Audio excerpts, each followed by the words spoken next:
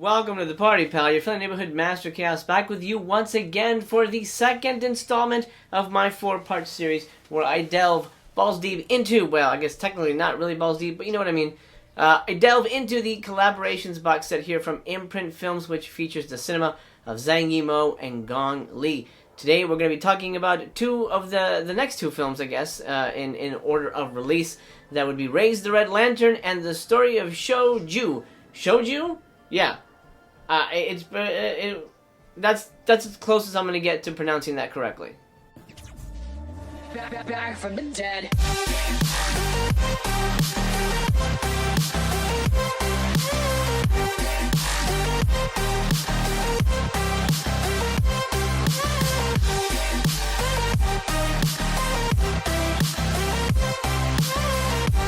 This monster box set comes from Imprint Films out of Australia, and again I want to thank them for sending me a review copy to bring you guys not only my thoughts on the films, but the packaging in general. The packaging is stellar. I mean, I love this big, sturdy box for all these fantastic films, and I like the fact that all the films have their individual Blu-rays. You don't have to worry about compression issues. Let's take the top off, and let's get into the movies. Okay, let's start with number 3. And that would be Raise the Red Lantern. Raise the Red Lantern is, again, another one of those historical drama, love story type of movies. It's a little colder, I think, than the first two films in the box set. It's definitely a little more of an aloof type of film in terms of the way it approaches its subject matter. Certainly in the way it approaches its characters, at least from my interpretation. The film, and I'm not going to give too much away because I want this to be sort of as much of a virgin experience for you when you get to the box set, if you get to the box set, if you're so tempted to pick it up or just find these movies in some other way, legally, of course. Raise the Red Lantern is about 4 women. They are known as mistresses. No, what's the word they use? Not mistresses. Yeah, I guess mistress.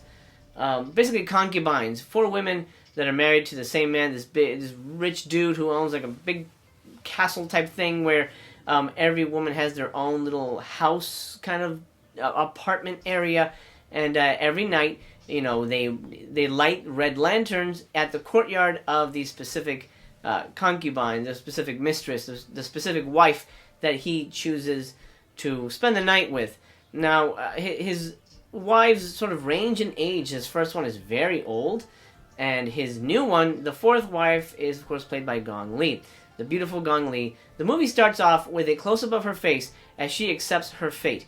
She is a young, sort of semi-orphaned girl. Her father has just passed away. She has a stepmother, but the stepmother wants to basically sell her off to this rich man so that you know, she can sort of have a better life and not have to deal with her anymore. And the film it starts with just a close-up of Gong Li's excellent, just expressive face as she says, "Okay, I agree to marry this man."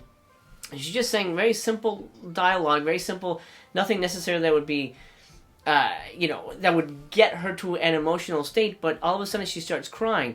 And that first 2 minutes won me over already. I was like, I'm already with this character, I like this character very much, I understand her struggle, I understand her sorrow. Not that I've ever had to be forced to marry some dude, but you know what I mean. She conveys such a wonderful, almost effortless language with just her face, and you don't need a lot of exposition. Oh, I'm sad, or I don't want to be married, or blah blah blah blah. You know, this sounds like torture to me. You don't need all that. She just says whatever, you know, kind of simple, let's get to the plot kind of thing, but her face tells us so much more. You know, the picture's worth 1,000 words, right? So this is exactly the kind of acting that I would equate with Gong Li in terms of like her expressiveness, her gentleness, her mannerisms, the way she'll look away at a certain time, the way she'll react to certain lines, or just the way you see her processing the situation and the motivations, that you don't need a lot of heavy dialogue. You understand instinctively what is going on, and that's not something that a lot of actors can pull off. And I'm gonna sort of, you know, take a crack at our American actors here. A lot of American actors have big mannerisms. I'm thinking Al Pacino. I'm thinking Nick Cage. Gong Li is just simple, quiet, is herself. And maybe that's a cultural thing, you know, maybe that's just inbred in her instinctively, but there's something so worldly, so universal about her acting that lends itself to these layered performances. And I am constantly surprised by this lady. She is knocking me over, and again, she wins me over in this film. I will say, I didn't love this one as much as the last two. I liked it, but I felt it lost its way. Also, this is the longest movie so far on the box set. This is about 2 hours, 2 hours and 4 minutes, and it does wear out its welcome a little bit. Let's go back to the plot real quick. She gets betrothed to this man. Of course, the three other wives kind of don't like her. Even she's the youngest wife, the prettiest wife. You know, she's basically the new action in town, and he's going to spend a lot of time with her, and they're jealous of her. There's a lot of infighting. I don't want to put this in derivative terms, but I'm going to say it in the best way possible to sort of get my feeling across. It feels like one of those Rich Housewives of Beverly Hills type of thing, but set in sort of an older time in China. So there's a lot of infighting, there's a lot of kind of cattiness, which kind of wears itself out a little bit, in my opinion. And I felt like I wasn't sure really what the plot was. Is the plot that the girls are just fighting over this one dude? And it turns out, yeah, that's kind of what it is. And then the psychological toll that it takes on everybody.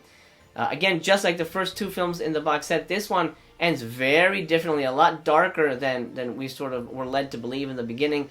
But it earned it, and it needed it. If it didn't end that way, I think it probably would have just been not as rewarding. I think it definitely needed a darker ending, and we get a darker ending. That's all I'm going to say. I'm not going to go too deep into those details. And I want to say, I love Yimou, again, as a director here. Visually striking. We never get a close-up of the husband's face, of the master's face. He's in it, he's in the scenes, he's in wide shots, he has dialogue with the characters, but we never get a close-up. We never see what he looks like. And I love that. I thought that is a masterful decision from the directing standpoint, because it's not his movie. It's from his point of view. It's from the point of view of the women who basically have bartered their lives away on these red lanterns, being kept women. It's their point of view, their movie. We see them in close-up. We follow their struggles and strifes and you know, infighting. But we never see the husband. And I kind of love that. I kind of love that we never got a close-up of him. We never got to know him. He was as ephemeral a ghost to the story as he was to them. And I love that. I thought that was such a brilliant choice. And it's something people probably won't pick up on. So keep an eye out when you watch Raise the Red Lantern. You never see the husband's face. I love that. I think that's pretty masterful. I mean, you see him in wide shots, but you never get a close-up. You never get to really know who he is. I really enjoyed that. I thought, directing-wise, as a director myself, I love seeing stuff like that, where I can communicate with the artist in a way that some people watching the movie probably wouldn't pick up on that. Raise the Red Lantern. What is this going to get? I'm going to go with 4 stars on this one. I liked it. I didn't love it. I felt it did drag a bit. I thought the ending was suitably dark, but the movie also has an unsatisfying quality to it, which left me a little cold. I don't know if I'll be rewatching this as often as the first two, but I did enjoy it. 4 stars is still pretty god-dang high. That's Raise the Red Lantern, and in terms of special features, we get Tony Raines returning. Looks like he's going to be joining us for the entire box set, which is fantastic, because he puts the movies in just expert, clear context. And he speaks on here about Raise the Red Lantern. I believe it's about 30 minutes long, something like that. Quite detailed. Again, charting Yimou's career up to Raise the Red Lantern. The production, the post-production, you know, the release, all the political turmoil. He wasn't very liked in China at the time, because he made movies that were, you know, sort of butting up against the communist system in a way. But we're going to address that with the next film that we're talking about today. And here he talks about how he had to go get funding, I think, from the Japanese for this film. Very interesting stuff. I do highly recommend it. It also comes with a theatrical trailer. Next! Boom! This one, I hate to say it, this one left me a little cold. What? No! This is the story of Chou Ju, and I think I'm pronouncing that correctly. It's written Ki Ju, but hearing Tony Raines talk, who again returns to the special features, He calls it shoju or something like that. So I'm gonna go with that, and I apologize if I'm butchering the pronunciation there. This film is, in a word, again, I'm gonna be reductive just to be simplistic here and sort of get my point across. It felt a little dumb to me, honestly. The story of Chou Ju is, of course, the story of a young peasant farmer woman. They raise chili peppers, I should say, up in the mountains, and her husband one day gets kicked in the balls by a friend. And the film begins with them rushing him to the hospital to say, oh, my husband's been injured, whatever, can you take a look at him? And the doctor's like, oh, no, he'll be fine. Anyway, Chou Ju returns to the village. She goes to the chief, and she says, hey, you kicked my husband in the balls, what are we going to do? And the chief's like, well, whatever, we got into an argument, I'm sorry. If you want, he can come and kick me in the balls. And she's like, that's not good enough, I want an apology. He goes, I'm not going to apologize. So then she goes to the police, and she says, "Oh, my husband was kicked in the balls by the chief. Can you help us out?" The police come out and say, "Hey, you kicked this guy in the balls. You should probably not do that. You're the chief. You're supposed to have a little more control. Why don't we settle this?"